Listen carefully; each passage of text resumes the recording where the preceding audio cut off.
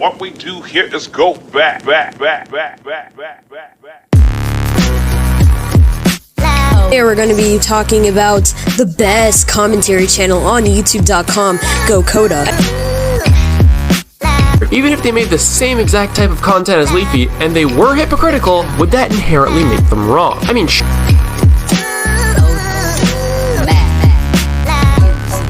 literally telling his fans to harass Pokimane. Do you? Between Kamen Rider and Just a Robot, where they talk about super straights. Now, one thing I wish I covered at the time was super straights. It's so frustrating because not only is it horribly transphobic, but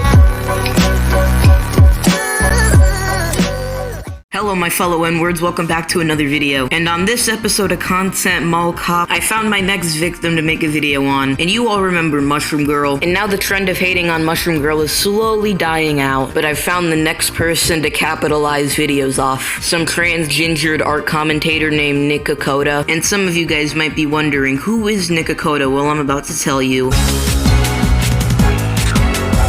Neko Avocado is a boring art commentary channel that has a personality identical to Communist Creeper and Mushroom Girl. Autistic, sensitive, and hypocritical. And for some reason, this YouTuber has 3K subs and I really don't understand why. Because her content is pure cancer, and let's talk about that.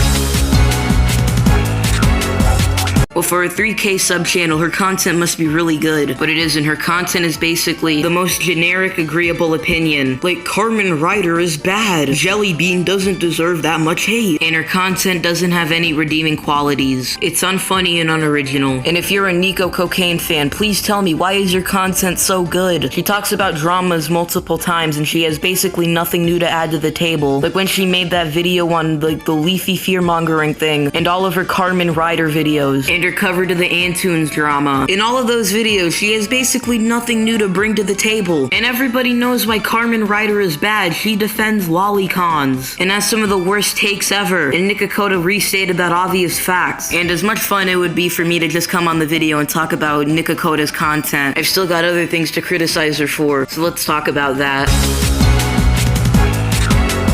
Neko Koda has to be one of the most sensitive, furry, gay SJWs I've ever seen. Even Mushroom Girl was less of a puss than this guy. And how I figured out Neko Koda's sensitivity was some dude named Toad Was Forgotten made a video on her. And after Neko saw the video, maybe she was hating the video, or maybe she was gonna respond to it, or maybe she was just gonna ignore the video. Instead of doing any one of those options, she decided to have a Twitter meltdown. And can you guess why she had a Twitter meltdown? It was because a kid accidentally misgendered me. And since Toad Was Forgotten is a horrible human being because he accidentally called Neko Koda a boy, I wanted to get him on the video to talk about his drama with Neko Koda.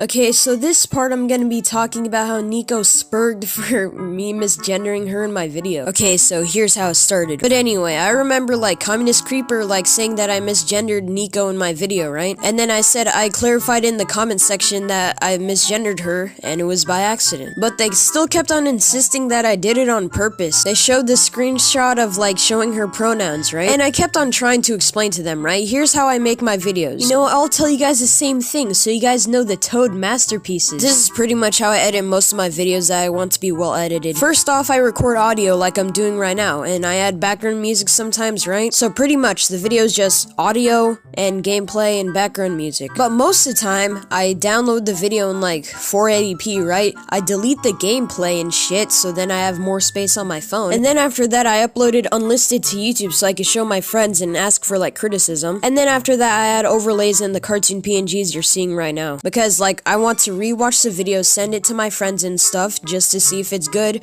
and then I'll say like what could I improve on it, and then I just edit the video even more. The Communist Creeper doesn't like that idea. He wants me to fucking splice each part of the video that's already done and splice out the part where I say he and replace it with she. Like, dude, I'm not an editing god, okay? I can't do all that shit. And even if I did, I'd rather ask some movie editor to do that for me, because if I do that, it's just gonna sound weird. You know, let me show an example of splicing my own audio, okay? I'm gonna say Toda is a girl who likes girls, but I'm gonna replace girl with boy, okay? But that's when the video's already done, so you're gonna see how weird it is. Toda is a boy who likes girls. You see how weird that sounds? That's why I didn't feel like splicing each part to like say she instead of he, okay? But they still kept on insisting that I was doing it on purpose. I'm transphobic, oh no. But if you do a little quick search on my YouTube channel, you'll realize I'm not transphobic at all. I literally criticized Epic Dude for being transphobic and deliberately calling people by the wrong pronoun. But me, I support trans people because I genuinely think you could change your gender if you want to. It was just so weird that she kept on trying to force me to like redo the whole fucking video just to change pronouns, even though I apologized for it in the comments. Like, are you that entitled to the point where you want someone to remake a video because they accidentally